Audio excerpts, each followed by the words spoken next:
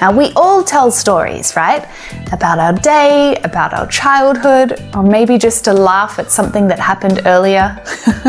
So a really useful tense to help you accurately tell stories in English is the past perfect. Now, I know that grammar isn't usually heaps of fun, but we're going to include some pronunciation practice and I will make it as fun as I can. As always, I've got a mini quiz at the end to help you practice, so make sure you stick around.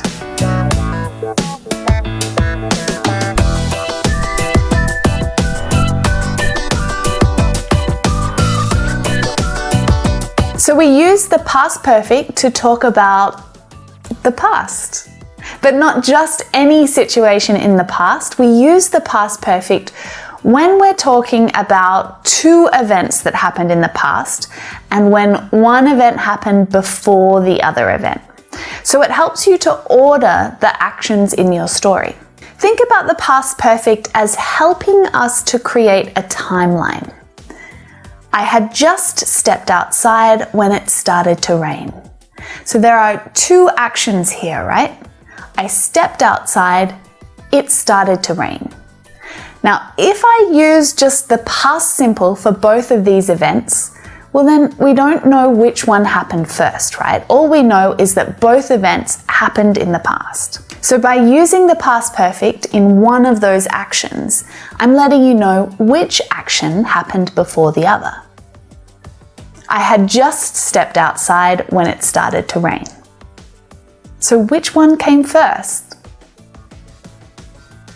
I stepped outside and then after it started to rain. Let's look at a few more examples. She had just finished her exam when the timer went off. So which action happened first? Did the timer go off first? No, she finished her exam first, but only by a little, just. And we know this because of the past perfect. I couldn't go out for dinner because I had left my wallet at home. So try and imagine the story here. You know, I was working and one of my colleagues came up to ask me to join them for dinner after work. But I realized that I didn't have my wallet that day. I left it at home. So I couldn't go out. He had mentioned feeling sick, but then they were surprised when he suddenly fainted. Now that is a great sentence. It's very dramatic. He did say that he felt sick, and he mentioned it before he fainted, but clearly no one was paying attention because it was a shock that he fainted. So the past perfect helps our story to unfold over time, to create suspense and to create drama. So let's talk about how we make a past perfect sentence. And it's pretty simple actually, as far as English verb tenses go, especially after all of the conditionals videos that I've been teaching lately. You've probably already started noticing a pattern. We create the past perfect by using the verb had, the auxiliary verb had, followed by our main verb in past participle form. So let's go back and look at those same examples again. She had just finished her exam when the timer went off. I couldn't go out for dinner because I had left my wallet at home. He had mentioned feeling sick, but then they were surprised when he suddenly fainted. So I'm going to interrupt our lesson here before we go too much further because I want to talk about pronunciation. Learning to correctly use contractions is going to help you to sound much more natural and much more relaxed as you speak. Had is our auxiliary verb here, right? And our main verb comes after in the past participle form. So auxiliary verbs are grammatical words. They're usually unstressed and this impacts the way that they are spoken. Auxiliary verbs are usually connected to the subject in spoken English. So it's really natural to hear I'd instead of I had. You'd, she'd, he'd, we'd, they'd, and the trickiest one of all, it'd. It had been raining all day.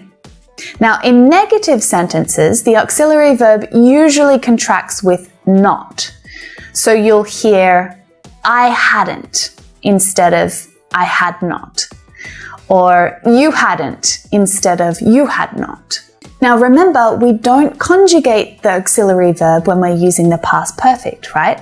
So we use had with she hadn't, it hadn't, they hadn't, but you will occasionally hear the contraction a little differently. She'd not been there, or you'd not tasted it. And this is absolutely no problem, but it's much less common. It's used less frequently. My students often feel really frustrated about these contractions because they're exactly the same contractions as we use for I would, I'd. It's annoying, I know, but the clue is in the main verb that follows, because with would, it's always followed by the infinitive verb, right? Had is always followed by the past participle. So if you hear, I'd go to the beach every day after school, well, we know that that's would because the verb go is in infinitive form. I'd been at the beach when the storm rolled in, we know that that's the past perfect because of the verb form that follows. So, as we move through these lessons, tune into the way that I'm saying all the examples and the practice sentences.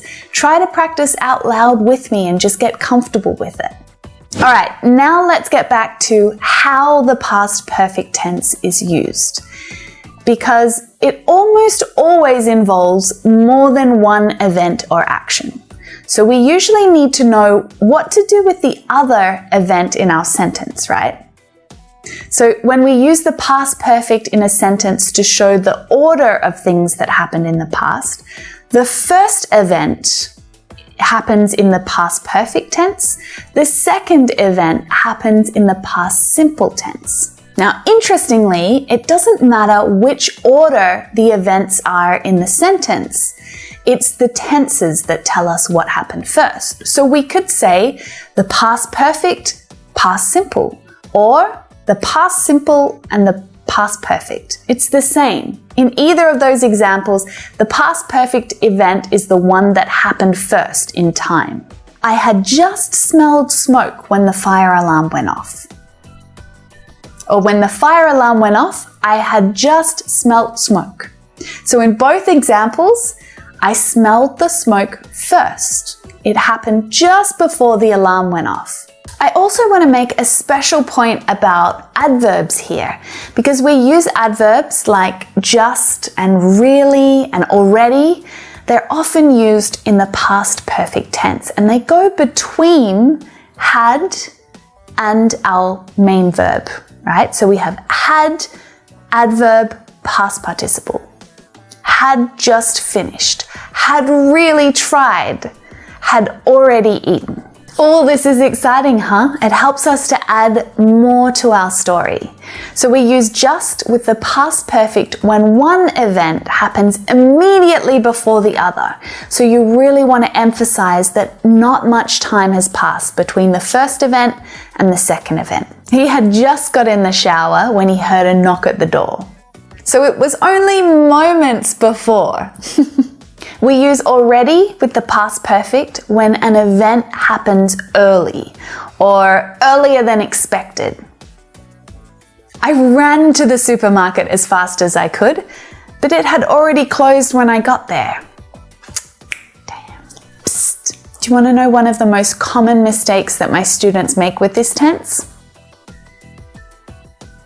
Can you see what's wrong there? It's the present perfect. And you can't use when with the past simple and the present perfect. We have to use the past perfect. Had with the past participle. Even when the subject is plural, we still use had, okay? So don't conjugate the verb. That is a massive mistake when you're talking about the past perfect. So we've gone through all the details about how to make the past perfect, what you need to remember, what you need to do. Let's practice using it together. I'm really looking forward to hearing some stories from you guys. Woohoo, quiz time! To kick off our quiz, I'm going to give you 2 events or actions up here. Both of these events take place in the past. So I'll tell you which event happened first, and you'll need to write a sentence correctly using the past perfect. So the first event was, we heard a strange noise. And the second event was, the lights went out immediately after.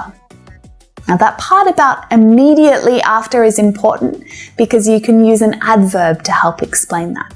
So you might write something like, we had just heard a strange noise when the lights went out.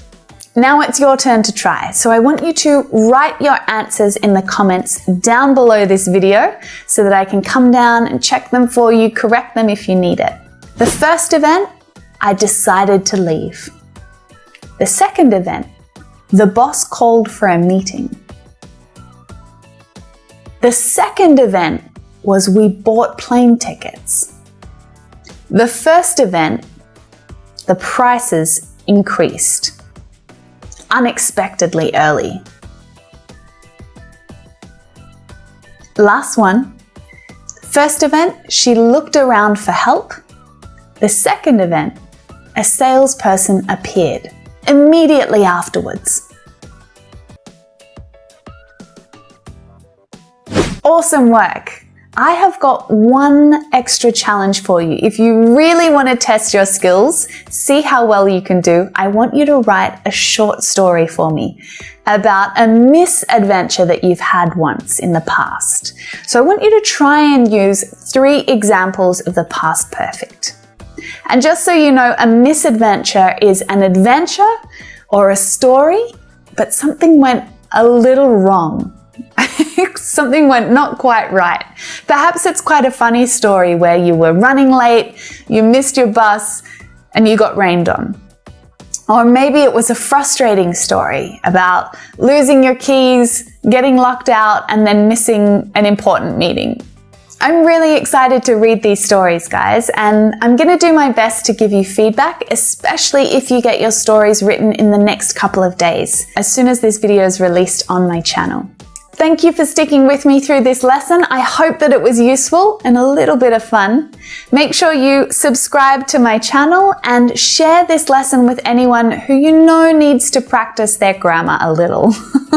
As always, you can join me right here for our next lesson. See you in there.